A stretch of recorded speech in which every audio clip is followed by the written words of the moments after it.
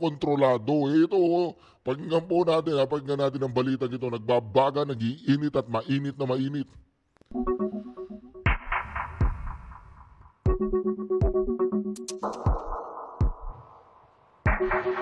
Naniniwala po ang mga kaalyadong Senator-elect ni Vice President Sara Duterte na matatalo ang kaso laban sa DICE.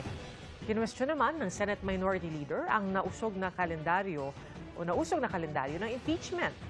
Nakatutok si Mag Gonzales. Hindi pa man nagsisimula ang impeachment trial ni Vice President Sara Duterte, naghamon ang mga kaalyado niyang uupo bilang senator judge na kasama rin niya ngayon sa The Hague. Lintik lang ang walang ganti. Lintik lang na walang ganti. Humanda sila. Humanda kayo, mga animal kayo, mga inayupa kayo, mga... Ayaw niyong tumigil. Purbahan natin. Purbahan natin. Sabi ko na kasi sa inyo, mga animal kayo, itigil niyo yung katarantaduan ninyo, kahibangan ninyong yan. Alam naman namin, alam ng buong Pilipinas at alam ng mamamayang Pilipino na ang ginagawa ninyo kay VP Sara Duterte ay isa lamang pagtakip sa mga kapalpakan at sa mga kabulastugan at sa mga panggagahasa sa kaban ng bayan. Ginagamit ninyo ang mga Duterte upang mapagtakpan ang inyong mga kahayupan dyan sa gobyerno. Ngayon kinarma kayo. Nanalo tuloy ang maraming kaalyado ni VP Sara Duterte. At ngayon, anong mangyayari sa inyo? Ito mangyayari sa inyo pag ngayon si Marcoleta. They will not be able to remove the Vice President. Oh, you cannot remove the Vice President. Ay, gusto raw nilang ulitin yung lahat na sinabi ni Marcoleta. Ito po ito, pag ninyo. Ang mga kaalyado niyang uupo bilang senator judge na kasama rin niya ngayon sa The Hague. Lintik lang ang walang ganti. Lintik lang ang walang ganti. Tuloy-tuloy. Humanda sila. Ayaw niyong tumigil. Purbahan natin. They will not be able to remove the Vice President. Itaga mo sa bato yan. Itaga nyo sa bato yan. Walang mangyayari.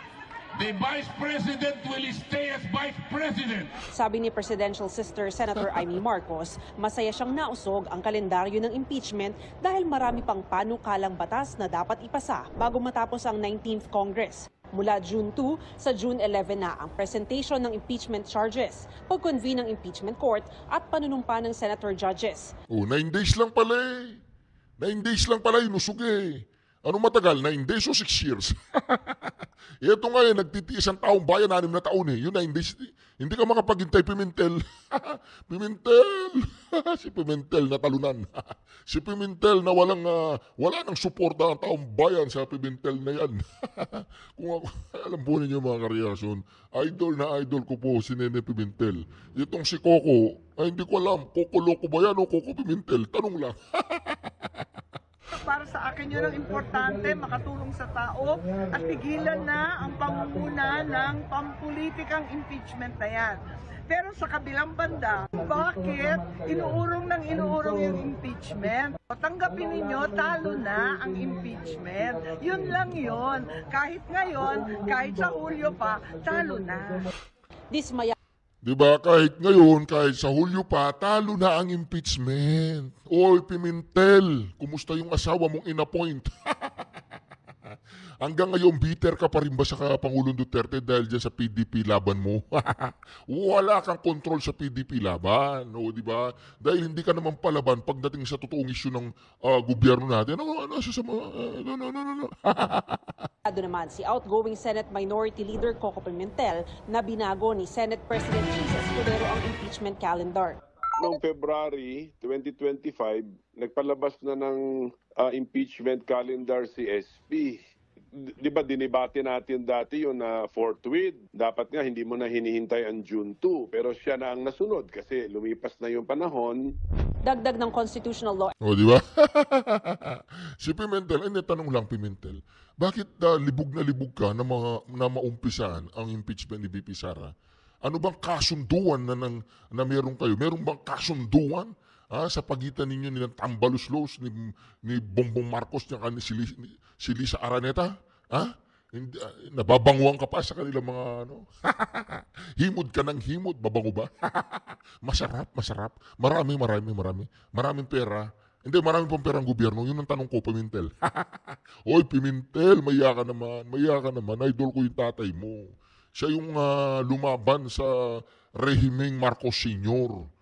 Tinayuan niya ang rehimeng Marcos Sr. Kaya naitatag ang PDP tsaka yung laban ni Ninoy Aquino. Ngayon, yung mga dilawang bulok tsaka mga pinklawang umaalingasaw, mga kareaksyon, ayan, Unipink na po ang kinalabasan kasi siyempre maghahanap sila ng mga kaalyado nila. Wala na yung mga Duterte na napakaraming supporter sa buong Pilipinas na humigit kumulang 80% ng mga Pilipino ay suportado ang Duterte at yung 20 lang na natirang mga dilawan ng mga pinklawang bulok. Ngayon, ang pinagmamayabang ni Bongbong Marcos na alam naman natin mga kareaksyon na ginagamit lang mga kareaksyon si Bongbong Marcos ang kanyang political capital. Ay, wala na palang political capital si Bongbong Marcos. Dahil ang pinaka-political capital ni Bongbong Marcos ay yung mga Duterte. Nawala na. Maghahanap siya ngayon ng political capital. Saan siya maghahanap? Sa mga dilawang bulok tsaka mga pinklawang umaalingasaw. Kaya ngayon, mga kareaksyon, ayan, si Pimentel, nagpapakabayani. Di ba? Impisa natin, impisa na natin. Hindi natin Expert na si Attorney Domingo Cayosa, tila dinidribble ng Senado ang impeachment ni VP Sara. Even if you look at the rules of the Senate itself, malinaw naman na pag may impeachment, it takes precedence over the ordinary legislative work. After pinangakuan niya ang taong bayan, nung nagko-complain na bakit dinidribble niya ito, pinapatagal niyo, dapat ito sa lalong madaling panahon ayon sa konstitusyon. Mahalaga raw na marinig ang magkabilang kampo, lalo't mabibigat ang paratang laban sa bise. Sana raw, hindi na umabot pa sa puntong makialam ang Korte Suprema. Kahit they will say merong impeachment, kung madidelay na naman yung proseso, it's not fair to the accused, it's not fair to the prosecutors, it is not fair to the Filipino people. Isa pa yun no? Ang ganda naman entrada niya. It's not fair for the accused. It's not fair for the prosecution. It's not fair for the ulol. It's not fair, it's not fair. Wala nga dapat impeachment. Kasi unang-una, hindi yun yung una, pangalawa, pangatlo, na impeachment na inaahin. O di ba dapat isa lang impeachment? Ngayon, pwede bang ilipat sa 19 at 20 Congress yung isang impeachment process? Hindi ba yan kasama sa trabaho ng Senado? O hindi naman kasi ustisya o hindi naman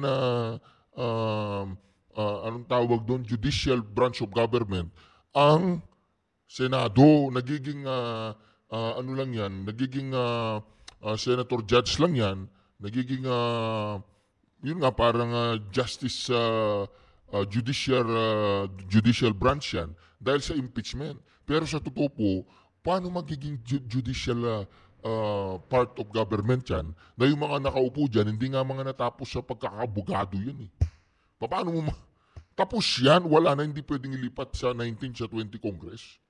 Bukod sa issue ng schedule, sabi ni dating Senate President Tito Soto, diba? kailangan ding linawin ng Senado kung paano ang gagawin sa mga re-electionist. Manunumpa na kasi sila bilang Senator Judge sa June 11, pero magtatapos ang termino nila sa June 30. Si Pia Cayetano, member siya ngayon. Kasi Re-elect siya. Oo. Okay.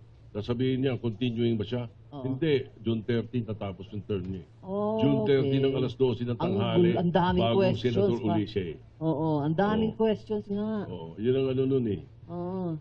Yun ang sitwasyon Kaya nun. justiciable hindi talaga. pwedeng sabihin na, Issue. hindi, ano yan incumbent yan Oo, hanggang June 30, incumbent.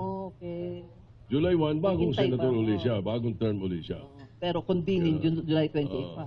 Ang continuing yung 12 2028 Hindi naman pwedeng matatapos. impeach. Hinihingan pa namin ng tugon si Senate President Escudero, pero bukas pa raw siya magbibigay ng pahayag. Para sa GMA Integrated News, Mav Gonzalez, nakatutok, 24 oras. Naku po mga kareaksyon na sinasabi natin yan Yan ang sinasabi natin, mga kareaksyon. Talaga po mga kareaksyon ang mangyayari dyan, walang impeachment. Kaya kapag wala pong impeachment na naganap, kapag hindi ka sumama kay Sara Duterte, ay maiiwanan ka. Alam po yan ng mga congressman, governor, mayor, senador, at kung sino-sino pa dyan, na kapag hindi ka sumabay kay Sara Duterte sa panahong ito, hanggang sa 2028 ay maiiwan ka. Di ba? O, ito mga ka-reaction, ha? To the point, ma'am, na ang taong bayan nanawagan na rin na bakit kaya hindi na lang siya ang mag-resign. Pero may sagot naman siya na hindi siya magre-resign dahil wala naman daw siyang problemang inaatrasan. O, di ba? O ngayon, nananawagan na ang taong bayan na mag-resign si Bongbong Marcos. Kasi nagpakitang gilas po sa mga reaction na kunyari, sabi niya, lahat kayo ano kayo ng tinatawag na resignation, courtesy resignation. Nagbigay po ng courtesy resignation ng lahat ng mga tao. Mga ka-reaction, ito ang malaking katanungan ngayon. Dalawa lang yata ang pinalitan niya, si Solgen pa. Kasi si Solicitor General Menardo Guibarra, siya ang tatayong abogado ng gobyerno, ay hindi po siya pumayag na tinatawag nating idepensa ang gobyerno laban sa pagpapadala sa Pangulong Duterte dun sa dahig. Sabi niya, hindi ko siya pwedeng depensahan ng gobyerno sa ginawa ninyo. Kasi nga di ba, wala nang jurisdiction ang ating gobyerno. Wala nang jurisdiction ng ICC sa ating gobyerno. Paano ko yan i-didepensahan? Mali yan. Ngayon, ang ginawa kay Menardo Guibarra dahil hindi siya matanggal ng harap-harapan. Kasi nga mga ka-reaction, weak leader si Bongbong Marcos. Weak leader siya. Ngayon, ang ginawa niya, pinag-resign niya ba naman lahat? Gusto lang pala niyang tanggalin si Solicitor General Menardo Guibarra. Si Solicitor General Menardo Guibarra nasa tamang pag-iisip yan. Hindi lang dahil ang Pangulong Duterte ang nag-assign dyan.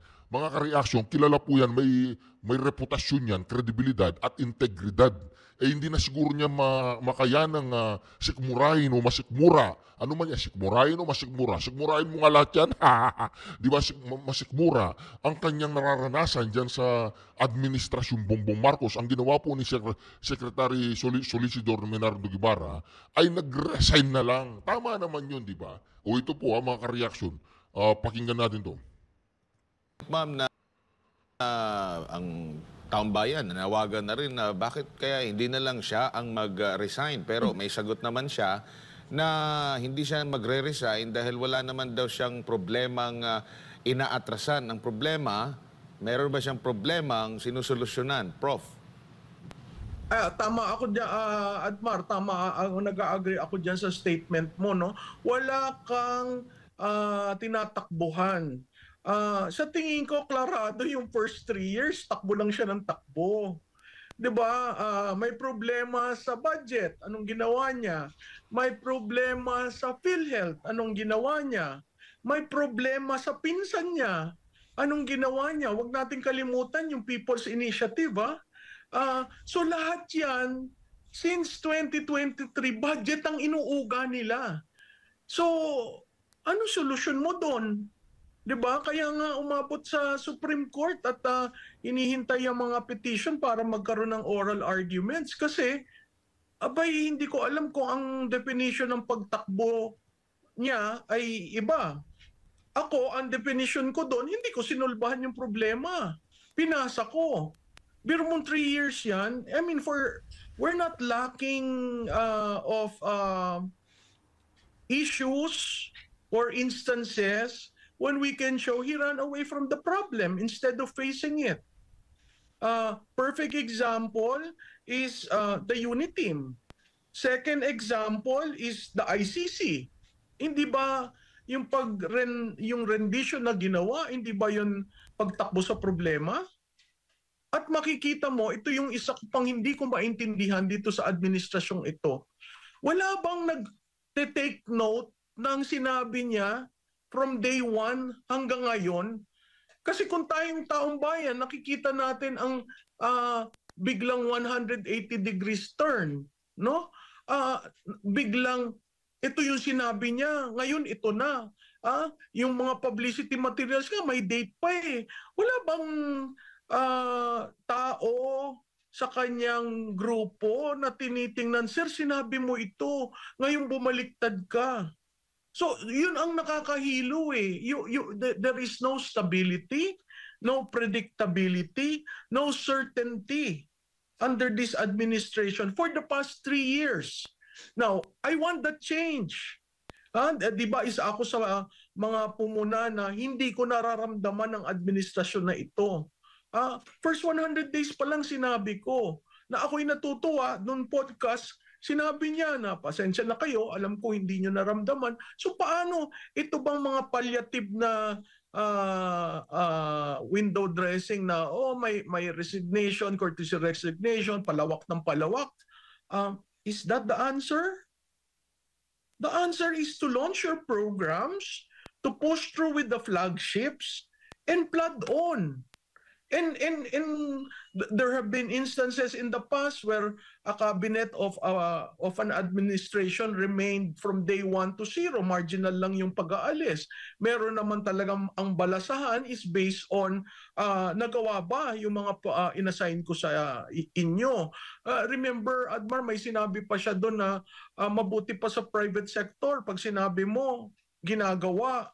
Dito, marami pang batikos. But that is the essence of governance. That's the essence of consensus building.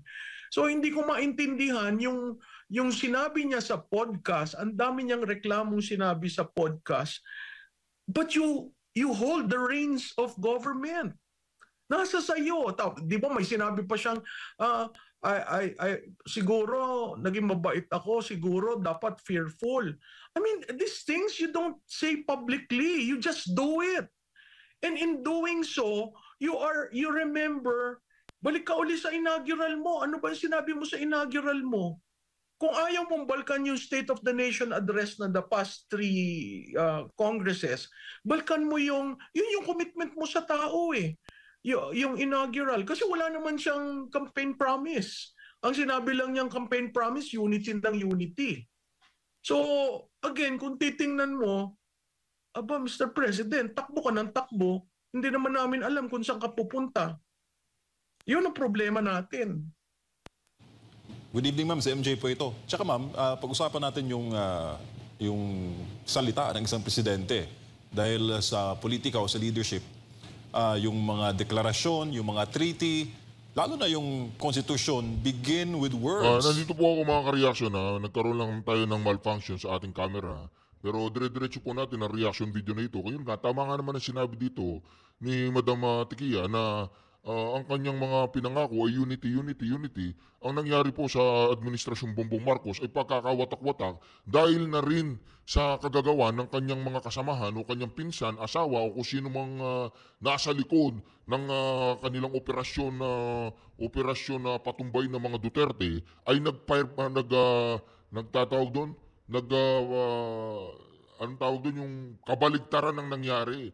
Imbes na kainisan ng taong bayan ang mga Duterte, ay lalo pa pong sumikat ang ating Pangulong Duterte at lalo pang naiintindihan ngayon at na-miss nila tuloy ang Duterte style of leadership, mga ka-reaction na sinasabi natin dito na bakit nangyari ang mga ganitong kaganapan sa ating bayan, bakit ganito ang nangyari na hindi pagkakaisa ang nangyari, bagkus mga ka-reaction, ang nangyari po ay talagang pagkakawatak-watak ang nangyari. At wala po talagang masasabi nating flagship project na ginawa ang Administrasyong Bongbong Marcos, mga ka-reaction. At wala pong malinaw na accomplishment ang administrasyong ito bukod sa isang operasyon na ginawa ni Tory na maipadala ang Pangulong Duterte doon sa Dahig.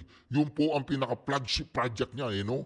Kaya dito mga ka-reaction, nakikita po natin dito, marami pong tao ngayon sa buong mundo na pinagtatawanan na po ang Pilipinas. Pinagtatawanan po ang ating bayan dahil sa ginagawa pong kabulastugan ng gobyernong ito na talagang masasabi nating bumalik o nakarma ang administrasyong ito. Tuloy po natin. Pero paano na lang, ma'am, kung ang salita ng presidente ay iba naman sa kanyang ginagawa? Yun. Ang tawag sa mga ganun, mga ka-reaction, yung mga manipulator na yan, parang mga addict yan eh. Alam mo yung mga addict, marunong mag-manipulate. Hindi ko naman sinasabing addict si Bongbong Marcos, pero yung sinasabi niya, iba yung ginagawa niya. Ano ba?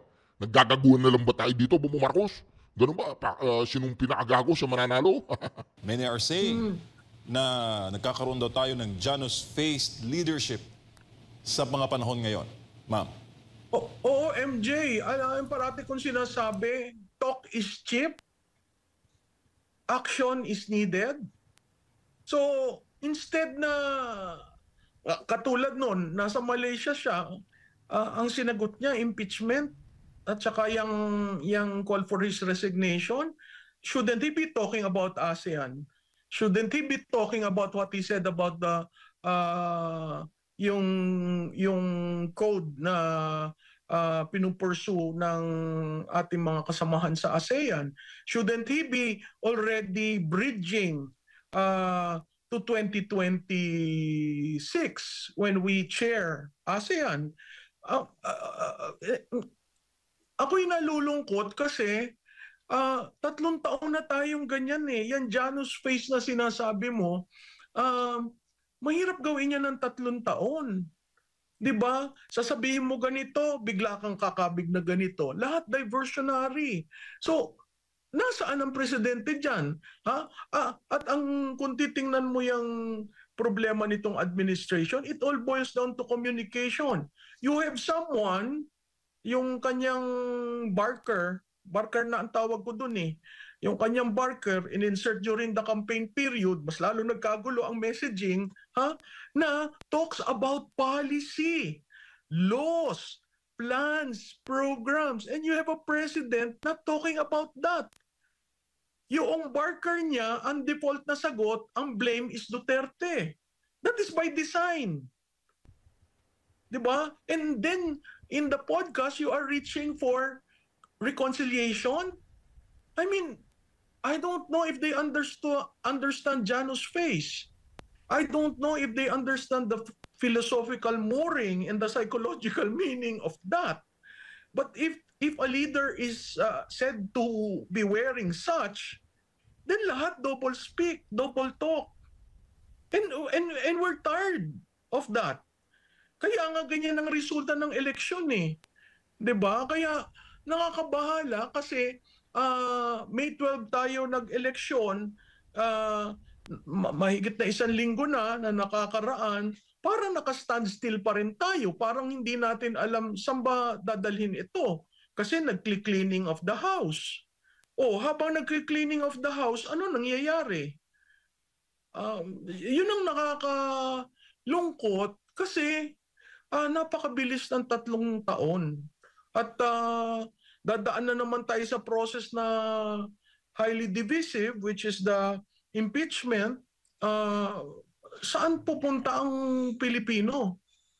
So 6 na taon tayong nagsayang ng ating panahon, ng ating taxes, ng ating social contract dahil gusto natin na ayusin natin ang ating bansa.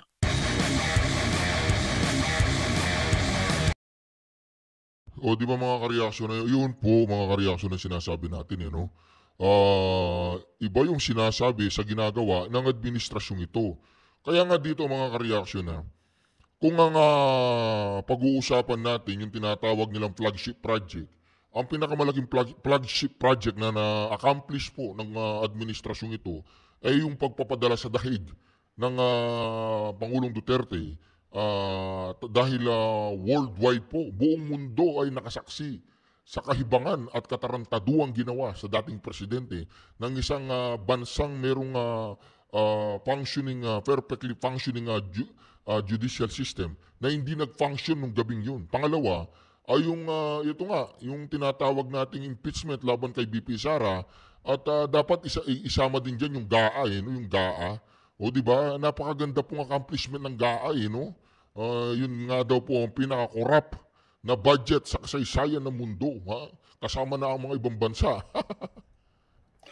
Magandang araw ng linggo sa inyong lahat. Sana kayo nakapagpahinga.